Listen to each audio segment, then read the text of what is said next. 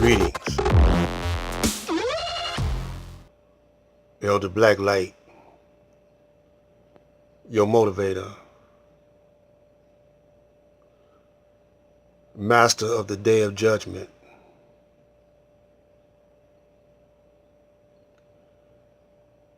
A lot of brothers hear that term, master of the day of judgment. They got their own meanings. What it means to me is, who else is master of the day of judgment? An invisible force, or the force and power lies within oneself? Who is the judge? Brothers be saying, well, it's up to Allah to judge, or up to God to judge.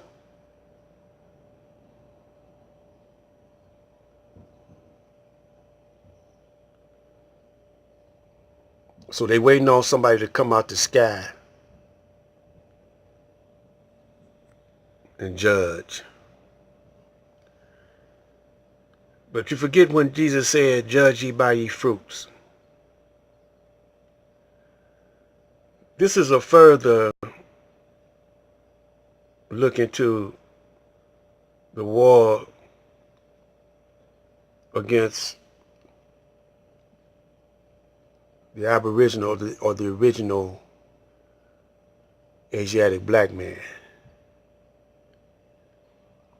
The reason why I say the war is invisible, because the black man and woman refuse to see the war that's against them. So the same thing keeps happening over and over again.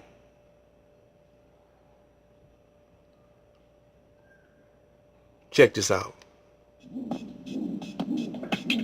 More roll call recordings adding another crack in the blue wall of a veteran of the NYPD sitting down for his first on-camera interview since blowing the whistle on a Brooklyn precinct. I wasn't meeting their undocumented quota, the non-quota quota. In his first television interview, Officer Adrian Schoolcraft, an 8-year veteran, spoke about how a top-down pressure to make summons quotas corrupted policing in the 81st precinct. I never set that as effective policing, or as they would call it, proactive. Be proactive. They were just reacting. When they grab bodies off the street, when the inspector refers to them as bodies, how many bodies have I got in the cells? He says tapes he secretly recorded of his supervisors during roll call back his quota claims. Well, they can make it real difficult for me. They can ship you somewhere. Just keep the hounds off. A Parker, a 250. You can fuck somebody walking down the street. You know what? I stopped for that. I did a 250. What's the big deal? Schoolcraft says day in and day out it was all about the numbers, with little respect for people's rights. I want 250 to see something. I want a ghost town. I want to be able to echo from one end of the street to the other. You understand? That's what I want in a perfect world. So that's your mission. Guys need college, need activity, there you go. You gotta get your move. We've tried repeatedly to get the NYPD to respond to our investigations into police quotas and aggressive stop and frisk policies. We've been mostly ignored until today. There'll always be naysayers, there'll always be critics. NYPD Commissioner Ray Kelly finally responded to our investigation. The possibility the department's aggressive police policies, with its emphasis on quotas, is filling the courts with innocent people. So the emphasis by the department on performance goals or quotas, whatever you want to call them, are leading to bogus summonses. Well, all I can tell you is crime's down to record lows. We've seen a little increase. Last year was the lowest number of murders that we've had in this city since we started to record them. But are innocent people getting caught in the NYPD's widening crime-fighting net? Court data we've obtained suggest a strong possibility. In 2008, city courts handled 382,000 misdemeanor criminal summonses, such as disorderly conduct and loitering. Out of those, 193,000 were tossed out by the courts. 51% of all summonses dismissed. Andrea Hibbert was charged with disorderly conduct for asking 6 officers why they were questioning her brother who was parking the car following the funeral. You wrote to the mayor's office and you said, "I thought they were here to serve and protect, not harass." And that's what we got that night, harassment. When Miss Hibbert went to court, the judge tossed out her summons. Jose Sanchez got a disorderly conduct charge for standing outside a store. It got tossed out. They just singling people out for no reason at all. The Colborn brothers say they and 3 other friends were the victims of quotas, all arrested a few months ago after one of them had fallen while racing each other. They just wanted to arrest us. I told them I fell, but nothing didn't matter to them. All 5 were accused of engaging in tumultuous and violent conduct that caused public alarm, given a summons for unlawful assembly, and locked up overnight. We went through the whole process and we never even see the judge. They let us out the back door.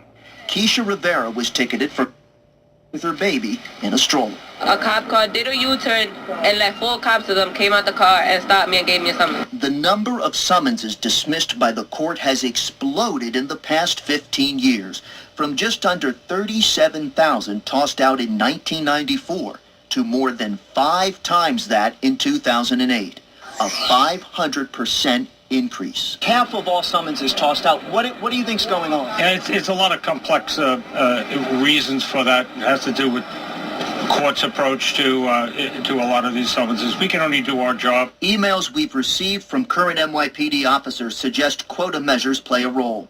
One writes they constantly want you to violate people's rights and make false statements to get the arrest. Another... So this right here is up to the people, the citizens, to resolve this. It's up to us. We pay taxes, right?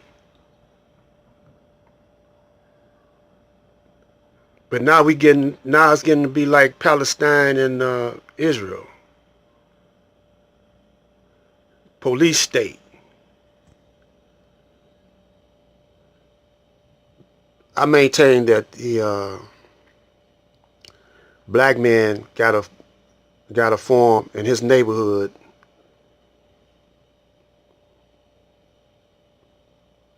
citizens committees, or either neighborhood watchdogs or something to watch the police.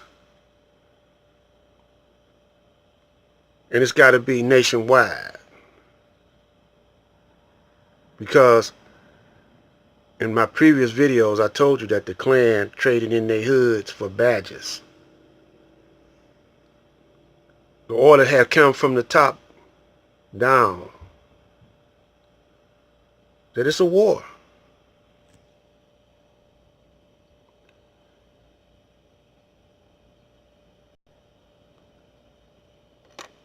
Let's give it a little more air and then see what's... Officer writes, commands put out a list every month of those who don't have an arrest, labeling you a 0. Commissioner Kelly is unapologetic. I am proud of the record of the men and women of the department because I know we're saving lives. City lawmakers say the frisk will continue as they have for 2 decades. They added... As they have for 2 decades. It's going to get worse and worse. So, yeah, it's icons and entertainers and leaders are getting killed and murdered. You never thought that the police could have paid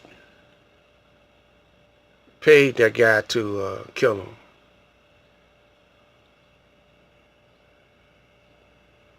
You never thought that, huh? Well, they pay gangs and snitches all the time to kill people, like they did with Malcolm.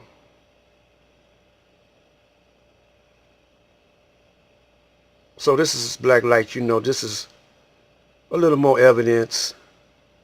You know, it's got the attention of the news, but it don't have the attention of the masses of the black man and woman. This is black light.